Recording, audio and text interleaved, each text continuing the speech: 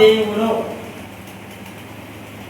ఆకాశమును భూమిని సముద్రమును దానిలోని సర్వమును సృజించిన వాడు, ఆయన ఎన్నడూ మాట తప్పని వాడు. దేవునికి స్తోత్రం. నిన్న నేడు రేపు ఏకరీతిగా ఉన్నవాడు, మాట తప్పని వాడు. ఈ లోకంలో మాట ఇచ్చి మాట తప్పుతూ ఉంటారు, మాట ఇచ్చి మాట తప్పుతూ ఉంటారు. కానీ సృష్టించిన సృష్టికర్తని యెహోవా దేవుడు మాట ఇచ్చి నెరవేర్చేవాడు, వాగ్దానం ఇచ్చి నెరవేర్చేవాడు. బైబిల్లో మనం చూసినట్లయితే ఆది కాండం నుంచి ప్రకటన గ్రంథం వరకు ఆయన ఎన్నైతే వాగ్దానాలు ఇచ్చాడో, వాగ్దానం చేసిన దేవుడు నమ్మదగిన వాడు. సువార్తలో రాయబడు, వాగ్దానం చేసిన వాడు నమ్మదగిన వాడు అంట. నమ్ముట నీ వలనైతే నమ్మవానికి సమస్తము, ఆయన చెప్పిన మాట ఏది నిరార్థకమో కానేరదు. దేవునికి స్తోత్రం. కనుక ఆయన మాట ఇచ్చాడు, ఇశ్రాయేలు ప్రజలకి నేను స్వస్థపరుస్తాను. యెహోవా రఫా, యెహోవా రఫా, నిన్ను స్వస్థపరుచు యెహోవాను నేనే వాగ్దానం ఇచ్చాడు. అలనాడు ఇశ్రాయేలు ప్రజల నుంచి ఈ రోజు వరకు కూడా ప్రభు యేసుక్రీస్తు రాకడ వచ్చినంత వరకు కూడా స్వస్థపరుస్తూ ఉన్నాడు. ఆయన తన వాక్కును పంపి తన గాయపడ్డ హస్తముల ద్వారా టచ్ చేసి ముట్టుతున్నాడు, స్వస్థపరుస్తూ ఉన్నాడు. నిర్గమకాండంలో వాగ్దానం ఇచ్చాడు.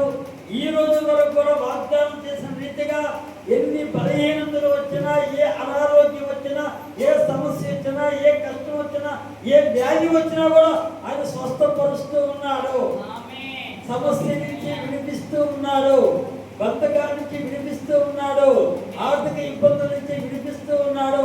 సంపూర్ణమైన స్వస్థత ఆయన ఇచ్చును గాక, ఆయన మాట నెరవేరును గాక, మంచి ఆరోగ్య దేవుడు ఇచ్చును గాక, ఇవాళ సమస్యలన్నిటి నుంచి విడిపించును గాక, బంధకములన్నిటి నుంచి విడిపించును గాక.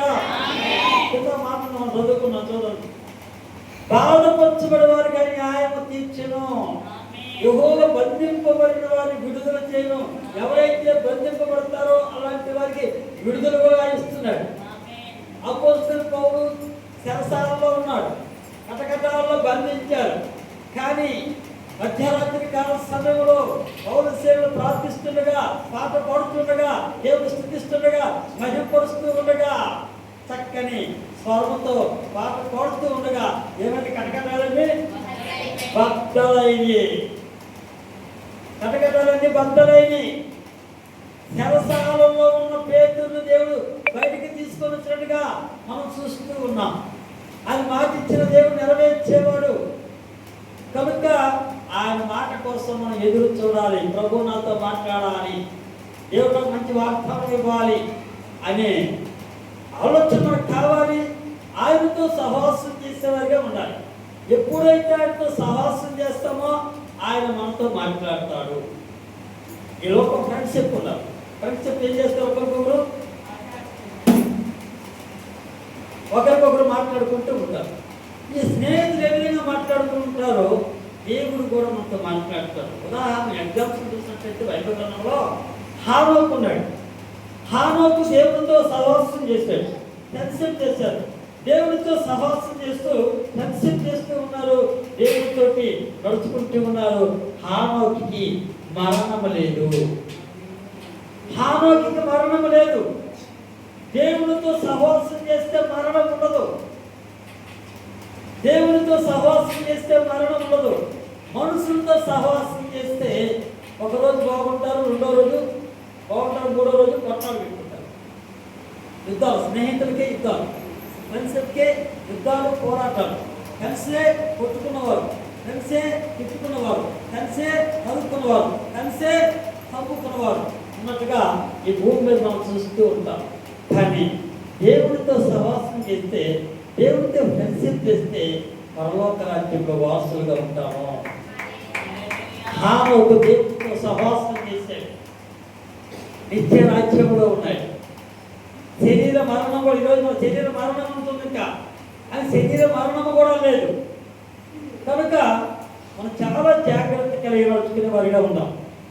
ఏలియా ఉన్నాడు, దేవుడితో ఎక్కువగా ప్రార్థించేవాడు, వడంబడిక. దేవుడితో ఏముంది? వడంబడిక. ఎక్కువ ప్రార్థనాపూర్వకంగా ఉండేవాడు, ప్రార్థించేవాడు, దేవుడితో మాట్లాడుతూ ఉంటాడు. కనుకనే ఏలియా కూడా శరీర మరణం లేదు, శరీర మరణం లేదు. ఇది నా రెండో మరణం ఉందో లేదు మనకే అర్థం కాదు. మానవులందరికీ రెండు మరణాలు ఉన్నాయి. యేసు ప్రభువుని అంగీకరించి నమ్మి విశ్వసించి బాప్తిసం పొంది వాక్యానుసారంగా జీవించే వారికి శరీర మరణమే, రెండో మరణం ఉండదు. యేసు ప్రభువారి దగ్గరికి వచ్చి భక్తిహీనులుగా ఉండి సంఘం నిలబడే వారికి, భక్తిహీనులకి, వీళ్ళందరికీ రెండు మరణాలు ఉన్నాయి, శరీర మరణము, ఆత్మీయ మరణం. కనుక దాన్ని గమనించి మనం జాగ్రత్తగా నడుచుకునే వారికి ఉండాలి, దేవుడితో సహవాసం చేసే వారికి ఉండాలి. దేవుడు మనతో మాట్లాడితే ఆ మాట నెరవేర్చేవాడు ఆయన, అద్భుతాలు చేసేవాడు ఆయన, స్వస్థపరిచేవాడు ఆయన. దావీదుకు మాట ఇచ్చాడు, నువ్వు ఎక్కడికి వెళ్ళినా తోడైంటానన్నాడు. దావీదు ఎక్కడికి వెళ్ళినా యుద్ధ రంగాలలో దేవుడు తోడుగా ఉండి దావీదుకి హాని కలగకుండా అద్భుతాలు చేశాడు. దేవునికి స్తోత్రం, దేవునికి స్తోత్రం. కనుక మనం కూడా దేవుని మాట వింటే, దేవుడికి లోబడితే, దేవుడి వైపు చూస్తే, దేవుడితో సహవాసం చేస్తే, దేవుడితో గొడవలు చేసుకుంటే, బైబిల్ చదువుతూ ఉంటే, ప్రార్థన చేసుకుంటూ ఉంటే మనతో కూడా ఆయన మాట్లాడతాడు, అద్భుతాలు చేస్తాడు. దేవునికి స్తోత్రం. ఈ వారంలో ఒక సిస్టర్ గారికి ఒక దేవుడు మాట్లాడుతూ ఉన్నాడంట. అమ్మా, ఈ సంఘములో ఒక వ్యక్తి తెచ్చుకుపోతున్నాడు అని చెప్తాడు. ఈమెకు దర్శనం, సంఘములో వెనకాల కూర్చున్న బ్రదర్స్ చక్కగా వాక్యం వినట్లేదు,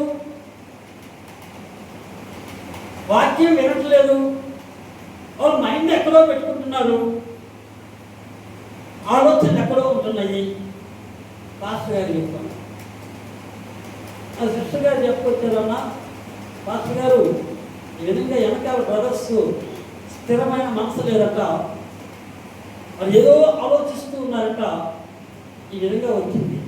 ఒకరైతే తొట్టిలు పోతున్నారంటే ఈ విధంగా వచ్చింది, ప్రార్థించి చెప్పని చెప్పినా ఎవరు నమ్మరు, వినరు. ప్రార్థించే నేను ప్రార్థన చేస్తాను, మారు మనసు పొందుతారు కాక, మారు మనసు పొందుతారు, స్థిరమైన మనసు దేవుడు ఇస్తాడని ఆ శిష్యు గారితో చెప్పడం జరిగింది. దేవుడికి స్తోత్రం. సంఘాల్లో దేవుడు కృపావరం ఇస్తాడు, ప్రవచన వరం కొంతమందికి ఇస్తాడు, దర్శన వరం కొంతమందికి ఇస్తాడు, స్వస్థత వరం కొంతమందికి ఇస్తాడు, వాయిద్యుల మధ్య వరం ఇస్తాడు, పాటలు పడే వరం ఇస్తాడు, పరిచయం చేసే వరం ఇస్తాడు, వంట పరిచయం చేసే వరం ఇస్తాడు, బయట పరిచయం చేసే వరం ఇస్తాడు, వాక్య పరిచయం చేసే వరం ఇస్తాడు, స్వార్థ పరిచయం చేసే వరం. సంఘంలో ఒక్కొక్కరికి ఒక్కొక్క రకమైన కృపావరాలు ఆయన ఇస్తాడు. ఇచ్చిన తర్వాత నెరవేర్చేవాడు వాళ్ళ పట్ల. ఎవరికైతే ఏ కృపావరం ఇస్తాడో ఆ కృపావరం ప్రకారం వారి పట్ల ఆయన జరిగిస్తాడు. కాబట్టి ఆయనతో సహవాసం చేసే వారిగా మనం ఉండాలి, ఆయనతో వడంబడిక కలిగి మనం ఉండాలి, ఆయనతో ఫ్రెండ్షిప్ చేసేవారిగా ఉండాలి. చాలా మంది సెల్ ఫోన్తో ఫ్రెండ్షిప్ చేస్తారు, 24 hours సెల్ ఫోన్. దేవునికి సమయం ఎవరు?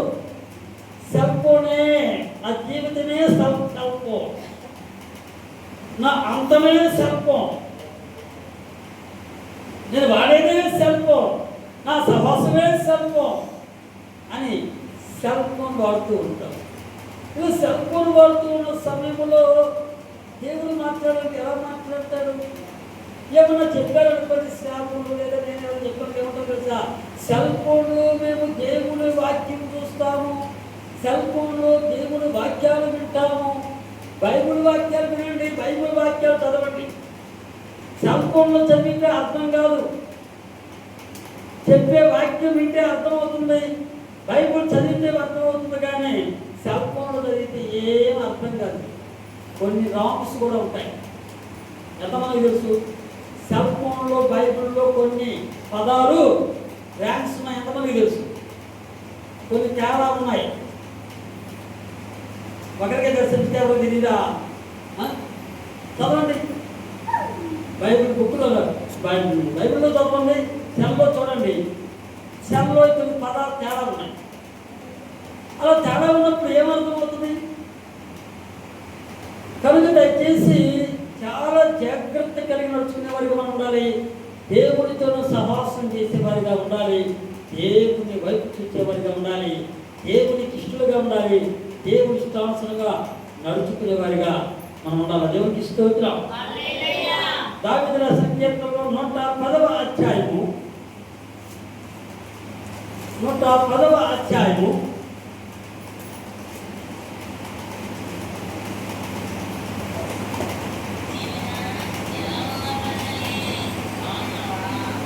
110వ అధ్యాయం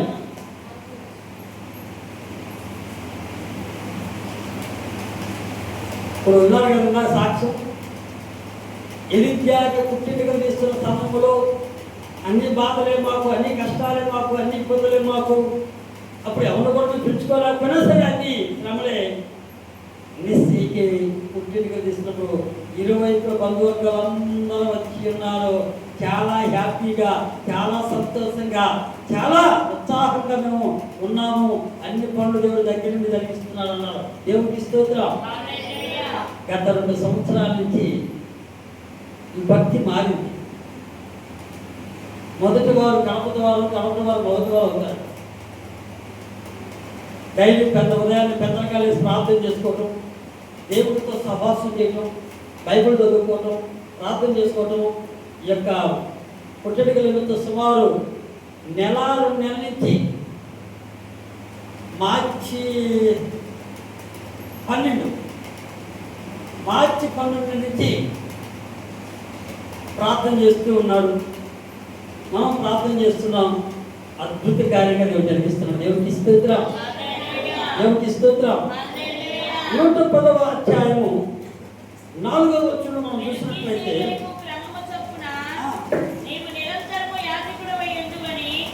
యెహోవా ప్రమాణము చేసి ఉన్నాడు, ఆయన మాట తప్పని వాడు.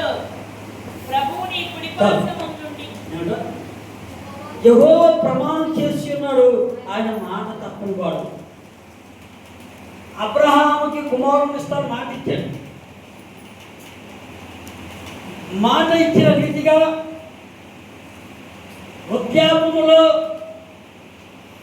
స్త్రీ ధర్మము ఒడిసిపోయినప్పటికీ, స్త్రీ ధర్మం ఆగిపోయినప్పటికీ ఆయన మాట ఇచ్చాడు కనుక మాట నెరవేర్చాడు. అబ్రహాముకి మంచి కుమారుని ఇచ్చాడు ఇస్సాకు. దేవునికి స్తోత్రం. అద్భుత రీతిగా చూడండి, మాట ఇచ్చిన రీతిగా నెరవేర్చాడు. కనుక ఈ దినాన మన పట్ల కూడా ఆయన మాట ఇచ్చి నెరవేర్చబడి నిన్ను స్వస్థపరిచి యెహోవా నేనే వాగ్దానం చేశాడు. మనం స్వస్థపరుస్తున్నాడు. దేవునికి స్తోత్రం. నీ కోరిక సిద్ధింపజేసి నీ ఆలోచన యావత్తు సఫలపరచును కాక వాగ్దానం ఇచ్చాడు. ఆ వాగ్దానం ప్రకారం మన కోరిక నెరవేరుస్తున్నాడు ఆయన. క్రీస్తు యేసునందు మహిమలో నీ ప్రతి అవసరం తీర్చిన వాగ్దానం ఇచ్చాడు ఆయన. వాగ్దానం ప్రకారం అందరి అవసరాలు దేవుడు తీరుస్తున్నాడు. దేవునికి స్తోత్రం. చూడండి, వాగ్దానం ప్రకారం గత 2 సంవత్సరాలుగా దేవుడు వాగ్దానం ఇచ్చాడు. స్వర్గ వాగ్దానం, క్రీస్తు యేసునందు మహిమలో ప్రతి అవసరం తీర్చును వాగ్దానం ఇచ్చాడు. ఆ వాగ్దానం ఇచ్చేప్పటికి ఆ రోజు సంఘంలో అందరూ అప్పులతో ఉన్నారు. ఈరోజు ఏం చేస్తున్నారు? వడ్డీకి ఇస్తున్నారు. కొంతమంది అంటారు వడ్డీకి ఇవ్వకూడదు కదా అంటారు. వడ్డీకి ఇవ్వకూడదు. ఏ ఉంటుంది? 2 రూపాయలు, 3 రూపాయలు, 4 రూపాయలు కార్పొరేషన్ వడ్డీకి ఇవ్వకూడదు. బ్యాంకులో వేసుకుంటాం. బ్యాంకులో వేసుకుంటే వడ్డీ వస్తుందిగా, అది మటుకు తప్పేగా. నేను ఇంట్లో పెట్టుకుంటాం. ఇంట్లో పెట్టుకుంటే ఏమవుతాయి?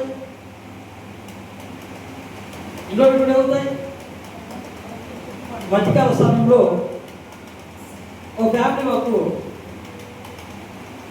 అమౌంట్ ఇచ్చారు. చెప్పారా?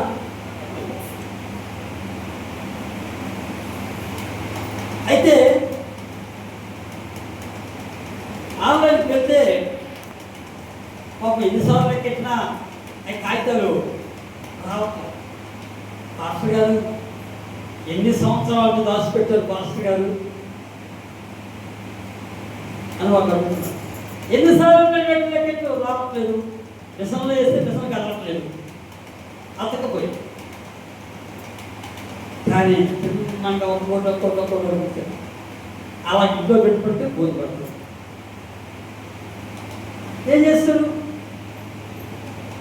నమ్మకమైన వారికి రూపాయలకి ఇస్తే కొంచెం డెవలప్మెంట్ అవుతుంది, కొంచెం డెవలప్మెంట్ అవుతుంది. లేదు పాస్టర్ గారు మా ఇంట్లోనే పెట్టుకుంటాము అంటారు. ఇంట్లో పెట్టుకుంటే పాడై. ఆ రీతిగా సంఘంలో కొంతమంది వడ్డీకి ఇచ్చేవారుగా దేవుడు చేశాడు. దేవుడికి స్తోత్రం.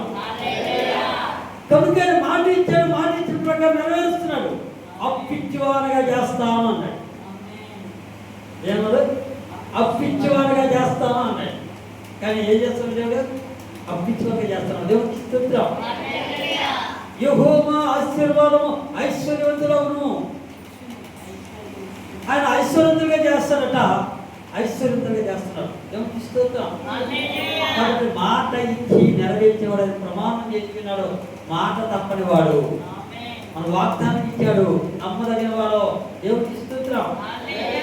132వ కీర్తన సమయం అవుతుంది. మళ్ళీ వేరే ప్రార్థన ఉంది కనుక త్వరగా పంపించుకుందాం. 132వ అధ్యాయము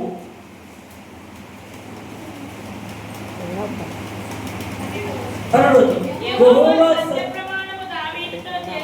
యెహోవా సత్య ప్రమాణము దావీదుతో చేసెను, ఆయన మాట తప్పని వాడు. చాలు.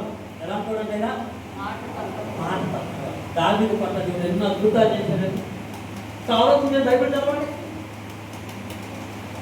దావీదు పట్ల ఎన్నో అద్భుతాలు దేవుడు జరిగించాడు, ఎన్నో ఆశ్చర్యకార్యాలు జరిగించాడు, ఎన్నో సూచక్రియలు జరిగించాడు, ఎన్నో మహిమకార్యాలు జరిగించాడు. దావీదు పట్ల ఆశ్చర్యకార్యాలు జరిగించాడు దేవుడు. మాట ఇచ్చాడు, నెరవేర్చాడు, అద్భుతాలు చేశాడు. ఈ మన కుటుంబాల్లో అద్భుతాలు కలుగునుగాక, మన కుటుంబాల్లో ఆశీర్వాదం కలుగునుగాక, మనం అనుకున్న కోరిక నెరవేర్చునుగాక. ప్రతి ఒక్కరి పట్ల అద్భుతాలు చేస్తాడు. ఆయన వైపు చూద్దాం, ఆయన ఇష్టలుగా ఉందాం, ఆయన ఇష్టాంశం నడుచుకుందాం, ఆయన మీద భయభక్తులు కలిగి నడుచుకుందాం. మనుషుల వైపు చూడద్దు, మనుషులతో సహవాసం చేయొద్దు, సెల్ ఫోన్తో సహవాసం చేయొద్దు. సెల్ ఫోన్ వచ్చే ఫోన్ వెళ్ళే ఫోన్ వరకు చూసుకోండి. ఈ సెల్ ఫోన్ ద్వారా చాలా మంది కుటుంబాలు పాడైపోతున్నాయి.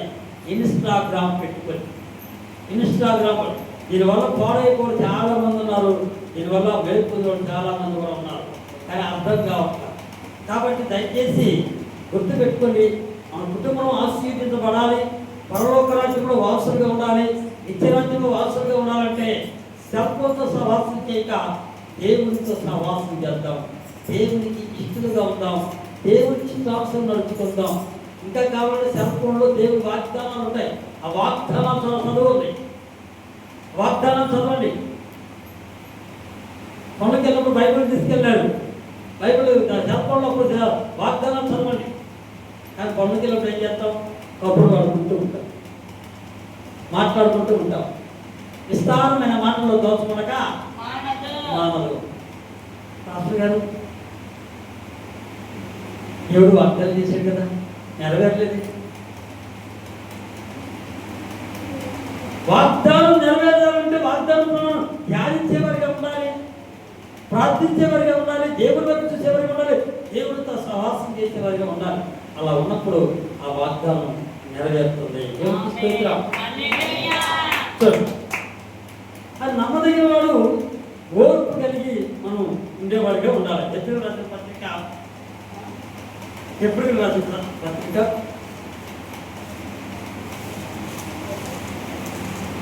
6వ అధ్యాయం, ఏప్రిల్ రాసిన పత్రిక 6వ అధ్యాయం 15.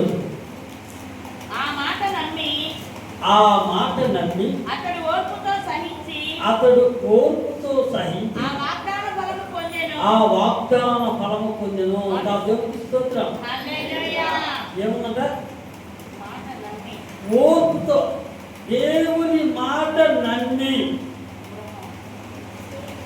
అబ్రహాము దేవుని మాట నమ్మాడు, విన్నాడు, నమ్మాడు, ఓర్పు కలిగి ఉన్నాడు, సహనం కలిగి ఉన్నాడు. అద్భుత రీతిగా దేవుడు కుమారుని ఇచ్చాడు. దేవునికి స్తోత్రం. హల్లెలూయా. ఈ విధంగా మనం కూడా ఏం కావాలా? ఓర్పు కలిగి మనం ఉండాలి, ఓర్పు కలిగి ఉండాలి, సహనం కలిగి ఉండాలి.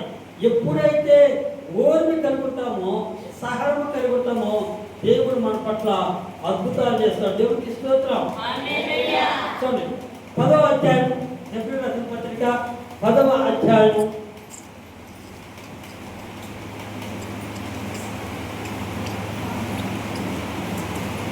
23వ వచనం చూద్దాం. 23వ వచనం. వాగ్దానం చేసిన వాడు నమ్మదగిన వాడు కనుక మన నిరీక్షణ విషయమై ఏమన్నా అక్కడ ఓర్పు కలిగి అంటున్నారు. ఇక్కడ ఏమన్నాడు? నిరీక్షణ విషయమై మన ఒప్పుకొని నిశ్చలముగా పట్టుకుందాము. దేవుడికి స్తోత్రం. హల్లెలూయా. కాబట్టి నిరీక్షణ కలిగి మనం నడుచుకునే వారిగా ఉండాలి. 36వ వచనం చూద్దాం. మీరు దేవుని చిత్తము నెరవేర్చిన వారై వాగ్దానం పొందిన నిమిత్తము మీకు ఓర్పు అవసరమై ఉన్నది. ఏం కావాలి మనకి?